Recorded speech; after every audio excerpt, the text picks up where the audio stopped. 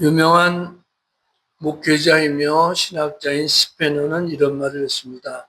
성경을 하나의 반지로 본다면 로마서는 보석이고 그 중에 8장은 보석에 빛나는 광채라고 할 수 있다라고 할 만큼 로마서 8장은 로마서 전체에 있어서도 황금의 장이라고 일컬을 만큼 중요한 기독교의 교리로 가득 차 있습니다. 바울 사도는 로마 교인들에게 로마서 1장부터 7장까지 인간에 대한 정의를 내리기를 모든 인간은 한 사람도 예외 없이 죄인이다 라고 정의를 내린 후 로마서 8장부터는 어떤 죄인도 예수 그리스도를 믿음으로 구원받는다는 이신득구, 신학 용어죠.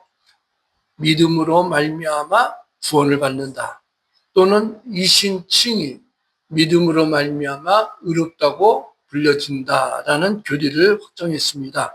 그러면서 이 로마서 8장을 통해서 기독교 구원의 정의를 세워줬기 때문에 8장은 모든 목사님들의 굉장히 많이 중요하게 강조하는 내용이기도 합니다.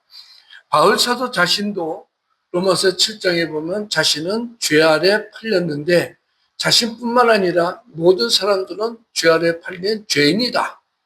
그 죄인은 죄와 사망으로부터 벗어날 수 없기 때문에 자신도 역시 공관자라고 탄식을 했습니다. 그러다가 8장에 와서는 이제 자신뿐만 아니라 누구든지 예수 그리스도 안에 있으면은 죄와 사망으로부터 해방을 받았다라고 당당하게 선포합니다. 그리스도 예수 안에 있는 자는 자유와 해방을 누리게 된다는 것입니다. 그 자유와 해방을 누리면 어떻게 되는가? 첫 번째 보면 어느 누구도 정죄할 수 없다 이거예요. 1절에 보면 그러므로 이제 그리스도 예수 안에 있는 자에게는 결코 정죄함이 없느니라. 결코 누구든지 정죄함이 없다라고 했습니다. 이 8장 1절에는 그리스도, 그러므로 이 접두사 이 말씀은 로마서 1장부터 7장까지 서술한 내용의 결론을 말하는 거예요. 1장부터 7장까지의 모든 강조는 사람은 죄인이라는 거예요. 죄 아래 팔렸기 때문에 죄의 종로로 탄다. 자신의 의지와는 상관없이 죄 가운데 자꾸 빠지게 되는 것이 인간의 본성이라는 것입니다. 그러나 그 본성의 죄인인 인간이 예수 그리스도의 속죄함을 믿는다면은 구원을 받았으므로 예수 그리스도를 믿는 사람은 어느 누구도 정죄함을 받지 않는다는 거예요. 완전한 구원을 이루었다고 이신득구, 이신칭의를 선언한 것이죠.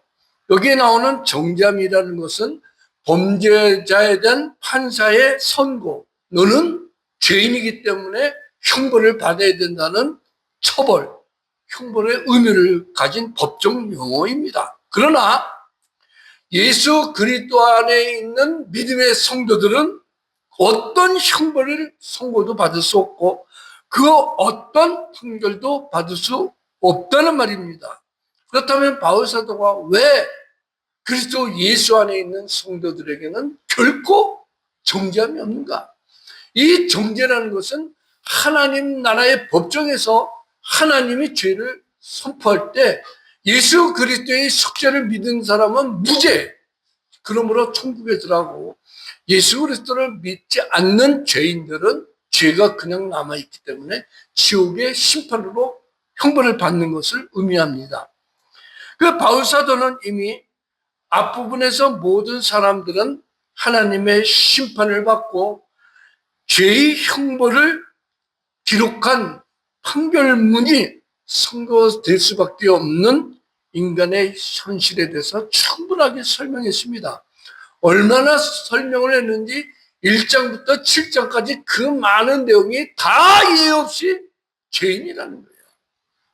이방인도 죄인이고 유대인도 죄인이고 잘났다고 자랑하고 권력까지 로마인도 죄인이고 또 지식이 많다고 지식을 자랑하는 헬라인도 다 예외 없이 사람은 죄인이라는 거예요.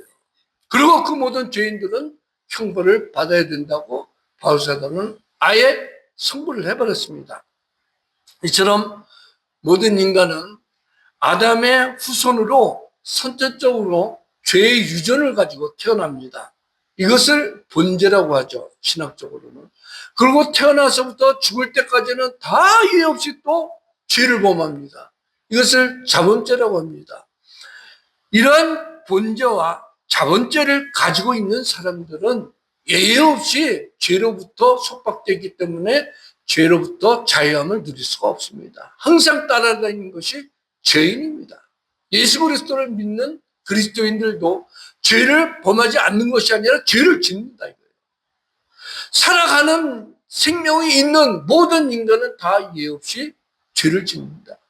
근데 이거 죄라고 할 때 뭐 특별하게 모든 사람들이 손가락질하는 흉악범이나 살인범이나 이런 것만 죄를 정하는 것이 아니라 거짓말하거나 남을 속이거나 부모에게 효도하지 않거나 하나님의 말씀을 지키지 않는 모든 것이 다 죄인인 거예요.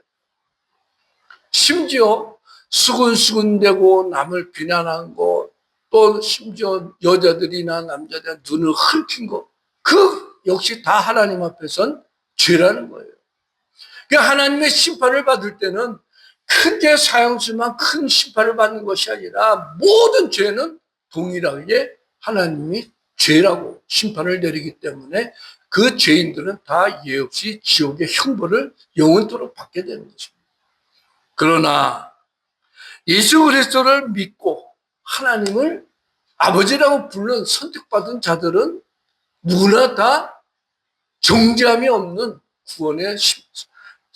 구원의 하나님의 은총 속에 천국에 들어갈 수 있다는 거예요. 율법이 없는 불신자들은 자기 양심이 법이 됩니다. 우리가 성경에 사람들이 행하는 법이 있죠. 성경 말씀을 지키지 못하는 것도 법이지만 나라에서 정한 국법도 지키지 못하면 죄인이고, 또 사람이 혼자 뭐 아니면 몇 사람이 따로 모여서 산다고 할 때 거기서도 인간은 사람의 마음이 양심이 법이 되는 거예요. 이 법에 벗어나서 자유함을 누릴 수 있는 사람은 아무도 없습니다. 심지어 하늘에 태양이 뜰 때 그냥 태양이 떴다, 또 비가 오면 자연스럽게 비가 온다, 그런 사람도 죄인이다 이거예요. 왜? 하나님은 자연을 통해서 하나님이 존재하는 것을 우리 인간의 마음의 양심에 가르쳐 줬습니다. 그리고 또 자연뿐만 아니라 성경을 통해서, 때로는 복음을 통해서 예수 그리스도를 믿어야 구원을 받는다는 것을 다 모든 사람들에게 전했습니다. 근데 하나님 계신 것을 부인하고 믿지도 않는 그 불신앙의 죄도 하나님은 심판하고, 또 자기 자신의 양심이 스스로 나는 죄인이라고, 나는 죄를 졌다고 고백하는 그것도 역시 심판을 받는 거예요. 용서하고 들으세요. 제가 처음 궁동에서 개척해가지고 어떤 집사님하고 자기 동네에 전도 대상사가 있으니까 한번 신방 가자. 가가지고 이제 전도를 하는데 자기는 평생에 죄를 져본 적이 없다고 그래요. 세상에 그렇게 큰 거짓말쟁이는 처음 봤어요. 그래서 내가, 아니 학교 다닐 때 친구하고 안 싸웠어요? 안 싸웠대. 부모님께 효도 많이 했어요? 효도 많이 했대.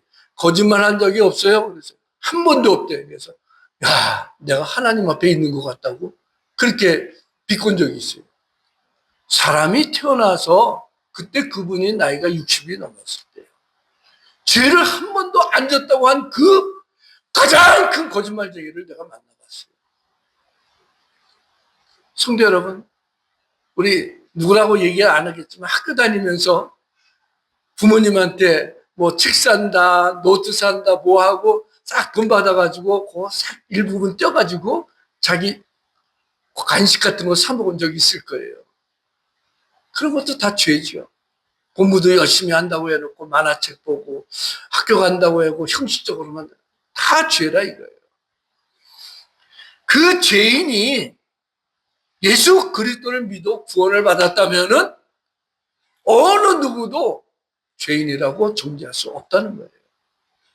제가 지난주에도 말씀드렸죠. 흉악한 살인범들 다 예의 없이 손가락질을 해요. 제가 몇 년 전에 한번 얘기했을 거예요. 유명한 살인마 60년대 고재봉 하면은 뭐 젊은 사람들은 다 모르지만 60대 이상들은 다 알 거예요.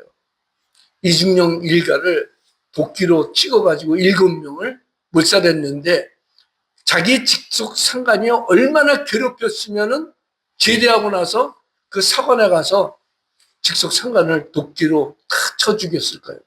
근데 알고 봤더니 일주일 전에 직속 상관이 바뀐 거예요. 애매한 사람을 죽였죠. 그래갖고 그때 노래도 많이 불렀어요. 뭐 지옥에 간 살인마 고재봉아 서러워 말아라 하면서 나도 죄인이다 이런 노래까지도 있었어요. 근데 그 고재봉이 많은 사람들이 전도를 하려고 했는데 전도를 받지도 않아요. 워낙 뭐 유명한 살인마라서 뭐 고재봉 면회를 가면은 손가락으로 두 눈을 쑤신다 이런 소문까지도 있는데 안국선 집사님이란 분이 하나님의 감동을 받아가지고 고재봉을 전도하라 이런 하나님의 음성을 들은 거예요. 하나님 고재봉은 살인마라고 그러고 전도하면은 전도하는 사람 눈을 콱 찔른다 그러는데 내가 어떻게 갑니까? 뭐 더러는 목사님들 또 장로님들 권사님들도 가서 전도하려고 하는데 일체 받아들이지도 않았는데 내가 어떻게 갑니까? 그래도 가라라고 해서 계속 기도만 하다가 결국 교도소장에게 면회 신청을 했어요. 아무나 면회를 안 준다. 그 면회 목적이 뭐냐? 교화라 이게 교화. 새롭게 변화시킨다. 그랬더니 교도소장이 목사님도 안 되고 장로님도 안 되고 당신이 무슨 권한으로 할 수 있겠느냐. 그냥 하나님이 하라고서 한다 해서 면회 시간에 면회를 합니다. 그랬더니 면회를 딱 왔는데 그 당시에는 사람이 마음이 악해지면은 눈에서 살기가 나온다고 그러죠. 눈을 딱 마주치는데 갑자기 그냥 심장이 쪼그라들이는 것 같다는 거예요. 그래서 순식간에 주여 저 살인마가 내 눈을 찔러고 그러는 것 같은데 어떻게 합니까? 그러니까 그래도 전하라 하는데 자기도 모르게 형제여 하나님이 당신을 사랑합니다 라고 그러는 거예요. 형제라고 부르는 거예요. 자기는 준비도 안 해갔는데 입에서 그냥 형제여 하니까 고재봉이 충격을 받았어요. 자기를 전도하려고 온 많은 사람들이 보통 부르는 것이 고재봉 씨 하는데 이 사람만 그냥 형제여라고 그러니까 거기서 그 말에 마음이 확 열립니다. 전도받고 나서 형무교도소 안에서 아침 이제 기상 나팔 소리만 되면은 무릎 꿇고 두 손 들고 천부여 의지 없어서 두 손 들고 옵니다. 인애하신 구세주여 내 말 들으사 죄인오라 하실 때 날 불러서 그렇게 회개를 합니다. 그리고 마지막 사형 집행하는 날 이제 검사 또 의사 교도소 그 집행관들 다 있는 데서 한마디 하는 것이 교도관님 또 여기 계신 검사 여러분 저는 죄인입니다. 어느 누구도 저를 용서하지 못하지만 저는 큰 죄를 가지고 예수 그리스도를 믿었습니다. 나의 남은 과정은 하나님께 맡기지만 제가 죄인으로서 속죄하는 방법은 제 두 눈을 기증하고 싶습니다. 그래갖고 두 눈을 기증하고 사형 처분이 됐죠. 성도 여러분, 어떤 사람이든지 죄의 형법주의라고 해서 법정 용어로 법에 의하지 않고는 벌을 받지 않는다라는 말이 있어요. 바꿔 말하면 법을 위반하면 반드시 형벌을 받는다. 그런 뜻이거든요. 사실 하나님의 공의로운 심판, 이 하나님의 공의로운 심판은 죄인은 다 한 사람도 예의 없이 심판을 받고 영원한 형벌을 받는다는 거예요. 근데 하나님의 공의로운 심판 중에는 정죄함을 받지 않는 사람들이 있는데 하나님이 보내신 예수 그리스도, 그분의 대속의 은총을 믿는 자. 예수 그리스도께서 십자가에서 죽으신 것은 단순하게 형벌로 죽은 것이 아니라 내 죄를 대신해서 내가 하나님의 법정에서 심판받아서 영원히 지옥불에 들어갈 내 죄를 대신해서 예수님이 십자가에서 형벌을 받았다. 그러므로 하나님이 나의 죄를 용서해 주셨다는 이 십자가의 대속을 믿는 자만큼은 영원토록 하나님께서 사죄의 은혜 속에 죄를 죄라고 인정하지 않는다는 거예요. 이런 말에 대해서 에베소서 2장 1절부터 3절에 보면은 사람이 죄인에 대해서 비참하게 말하는 건 뭐예요? 허물과 죄로 죽었던 나이라. 죽을 것이라 이것이 아니라 허물과 죄로 죽었던 너희, 본질상 진노의 자녀. 우리의 과거 신분이 허물과 죄로 죽었고 본질상 우리의 본래가 하나님의 진노의 대상이다. 그런데 영적으로 죽어있는 상태고 하나님의 진노를 받아 마땅할 우리를 하나님께서 구원해 주셨기 때문에 어느 누구도 결코 정죄함을 내릴 수가 없다는 것입니다. 흔히 이제 무기수나 사형 선고를 받은 사람들, 또 정치가들이나 기업가들이 교도소에 가서 그 가장 기다리는 것이 뭐예요? 대통령의 특별사면이죠. 대통령이 특별사면을 내리면은 사형수도 감형이 될 수 있고 또 뭐 5년, 10년 장기수들도 나갈 수가 있거든요. 그런데 그 대통령이 사면해 줘도 몇 사람이 풀려나는데 영원하신 심판주이신 하나님께서 죄인이었던 우리를 너희 모든 죄를 용서하노라 하면은 그 모든 죄가 싹 없어지는 거예요. 이런 영원한 심판주의 특사를 받아서 모든 죄를 면책받았다는 우리는 정말 행복한 사람 아닙니까? 성도 여러분, 우리는 예수 그리스도를 믿음으로 말미암아 구원 받았기 때문에 결코 어느 누구도 우리를 정죄할 수 없는 것입니다. 두 번째로 죄와 해방을 받은 우리는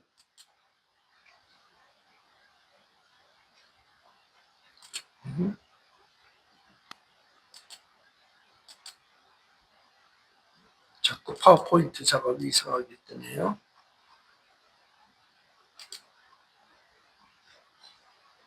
네, 두 번째, 죄와 사망으로부터 해방된 그리스도인. 죄와 사망으로부터 해방됐다. 2절에 보면 이는 그리스도 예수 안에 있는 생명의 성령의 법이 죄와 사망의 법에서 너를 해방하였습니다. 해방된 민족. 다음 달 되면 8월 15일 광복절이 나오죠. 옛날에는 많이 불렀어요. 압박과 서름에서 해방된 민족. 일제 35년 동안 얼마나 압박을 받았으면 압박과 서름에서 해방된 민족이라고 그런 노래까지 있었겠습니까?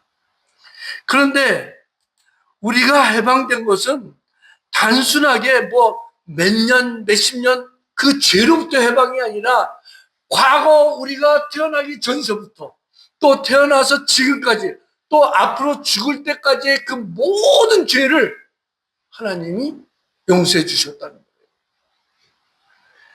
그렇기 때문에 유대인이든 헬라이든 이방인이든 누구든지 인간은 죄 아래 팔린 죄인인데 죄인으로서 죄의 종노릇을 하는데 예수 그리스도 안에 있는 사람들은 결코 죄의 종, 죄의 노예가 아닌 자유인이라. 죄와 사망으로부터 자유인이 되었다. 해방되었다.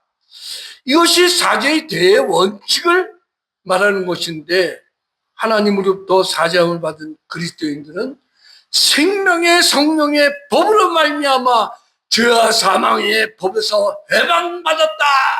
해방선언인 거예요. 이 생명의 성령의 법에 대해서 제이 머레이는 이렇게 해석했습니다.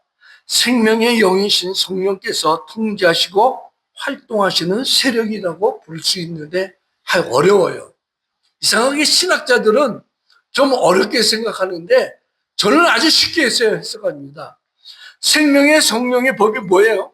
예수 그리스도의 대속의 은총. 예수님이 십자가에서 우리 죄를 대신해서 형벌을 받으시고 죽으시고 다시 부활하심으로 말미암아 우리의 모든 죄가 용서되었다는 것. 그 예수 그리스도를 믿으면 구원받는다는 법. 간단합니다.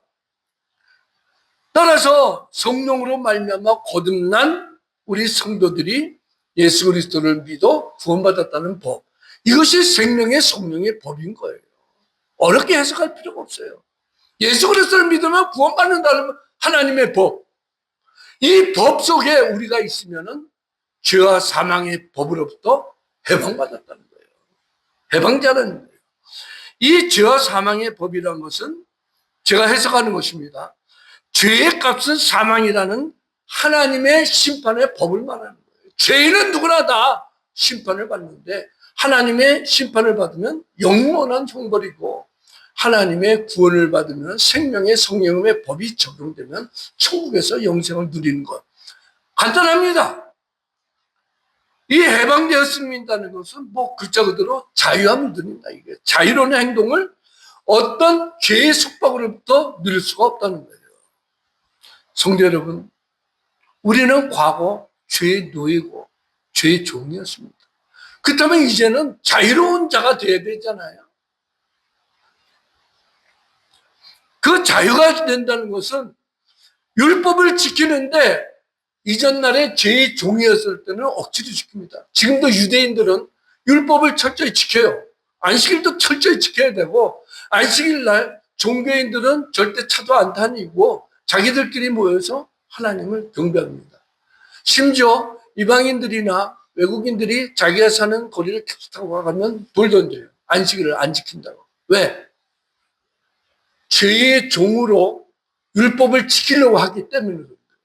근데 우리는 어떻게 해요?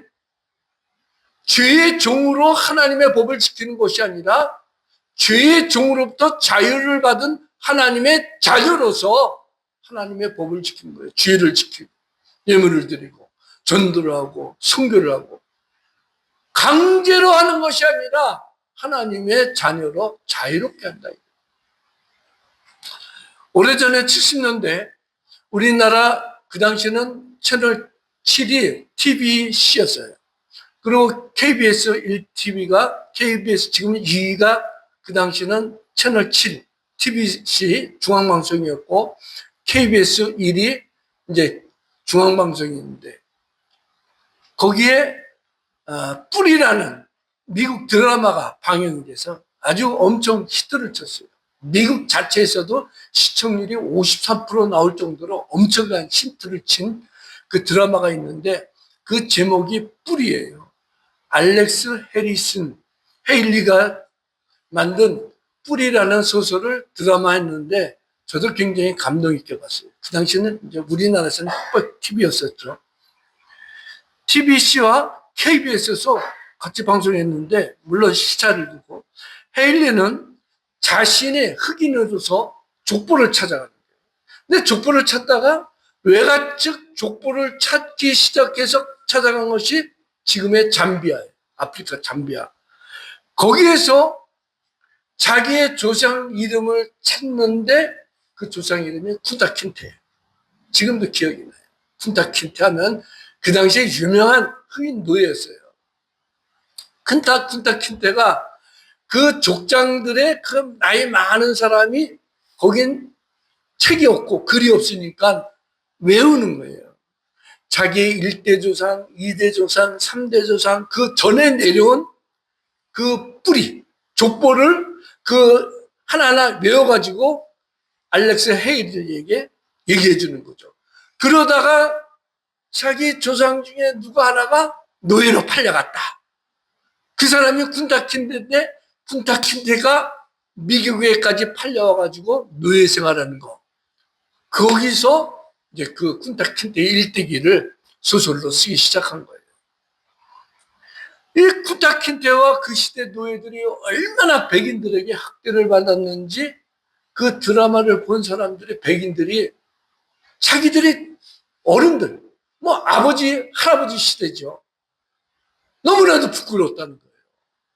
백인들이 흑인들을 저처럼 혹독하게 인격으로 대하지 아니하고 하나의 종으로서 재물 가치로 대했다는 것이 창피하다는 거예요. 근데 그 쿤타킨 때와 그 노예들이 얼마나 자유를 갈망하냐면 나중에는 우리에게 참된 해방을 달라, 자유를 달라, 자유가 아니면 죽음을 달라고 외칩니다. 그리고 결국 이제 이것이 언론에 보도가 돼가지고 흑인 노예들이 자유를 얻어가지고 뿔뿔이 흩어집니다. 농장 주인, 백인 주인들로부터 자유를 받아가지고 흩어져서 자기 살 길을 찾아가는데, 땅이 있습니까? 일할 수 있는 논이 있습니까? 가축이 있습니까? 아무것도 없는 노예가 자유를 얻으니까 결국은 갈 데도 없고 먹을 데도 없어서 다시 자기 주인에게 돌아와요. 인간이 종이 된 그 비참한 것을 가르쳐 줍니다. 너무 종의 일이 힘들고 인격적으로 학대를 받아서 자유를 달라 해서 자유를 줬는데 자유를 누리지 못합니다.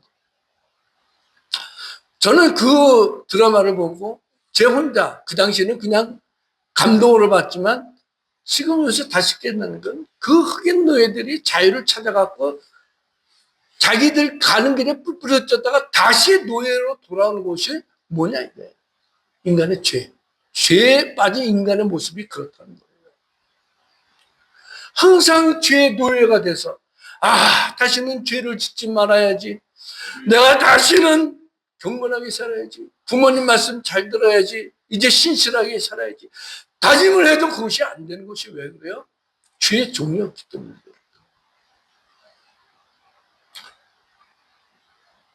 우리 고신대 병원 설립자인 장기려 박사님, 유명하죠? 지금 돌아가셨지만 그분이 우리나라 최초로 의료보험 제도를 만든 사람이에요.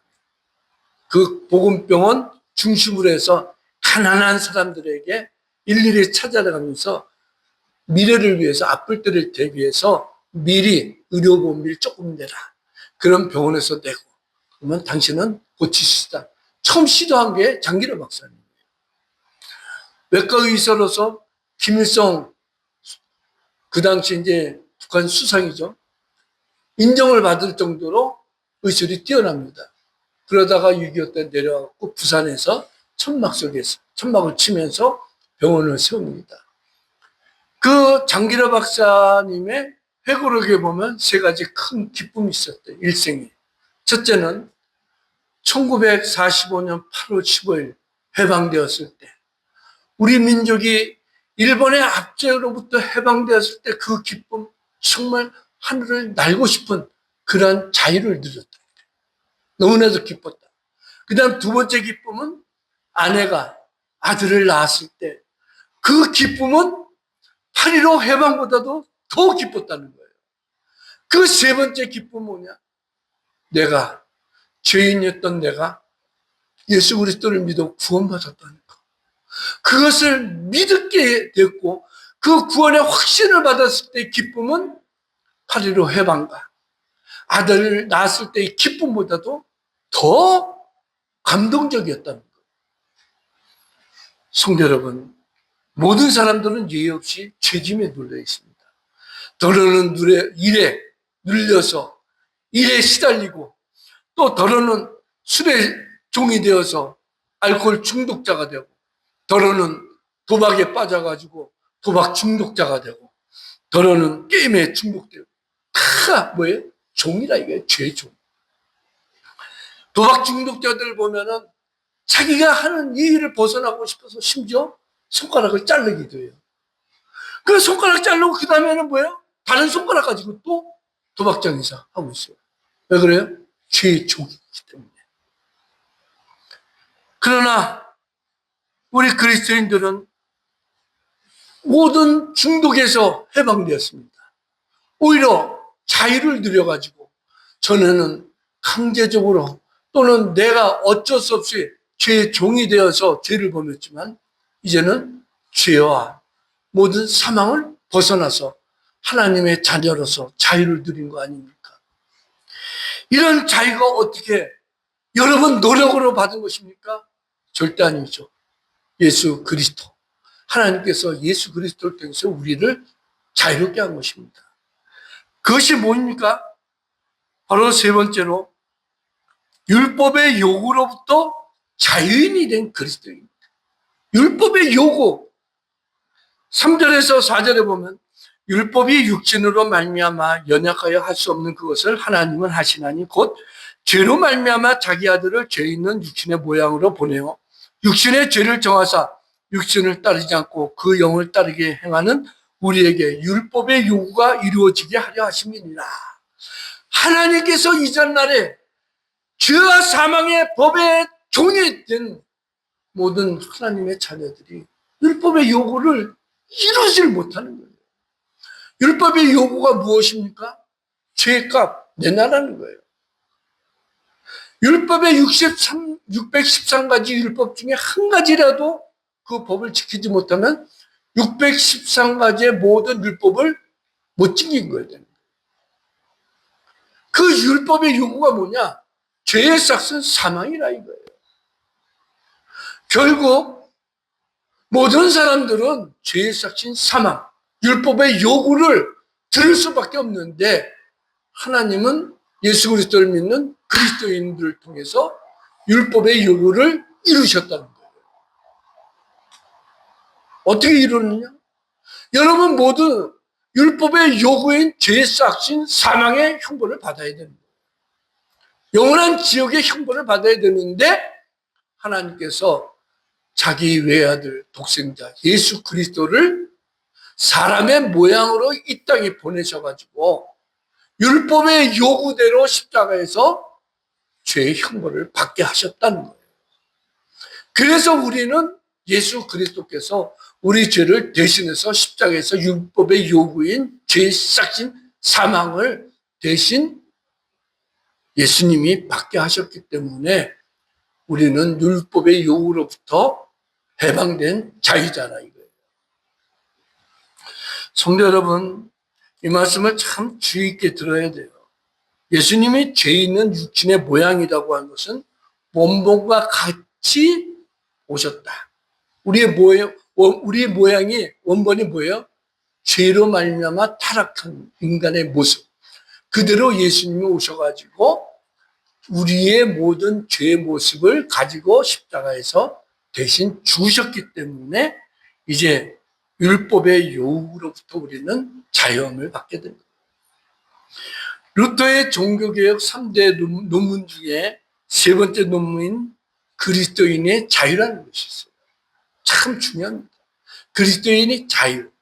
종의 신분이면서 자유인이고 자유인이면서 또 종의 신분을 갖고 있다는 거예요. 뭐냐? 죄를 우리가 아직도 죄를 짓기 때문에 죄의 종이지만 또 율법의 요구를 예수님이 다 대신했기 때문에 우리는 죄로부터 자유자가 되어서 이제는 하나님의 법을 종으로 지키는 것이 아니라 하나님의 아들로서 즐거운 마음으로 하나님의 법을 지키게 됐다는 거예요. 미국이 영국으로부터 독립하는 과정에 패트릭 헨리가 외친 슬로건이 있어요. 뭐냐? 내게 자유가 아니면 죽음을 달라. 참 전 세계적으로 알려진 말이죠. 자유가 아니면 죽음을 달라. 이 자유가 뭐예요? 인간됨의 조건이라 이거예요. 자유가 없는 인간은 인간으로서의 모든 가치를 상실해버린다 이거죠. 그런데 하나님은 예수 그리스도를 통해서 우리에게 자유를 주셨습니다. 시간이 돼서 설교를 마칩니다. 제 동영상에 본문이 나와 있습니다. 한번 읽어보세요.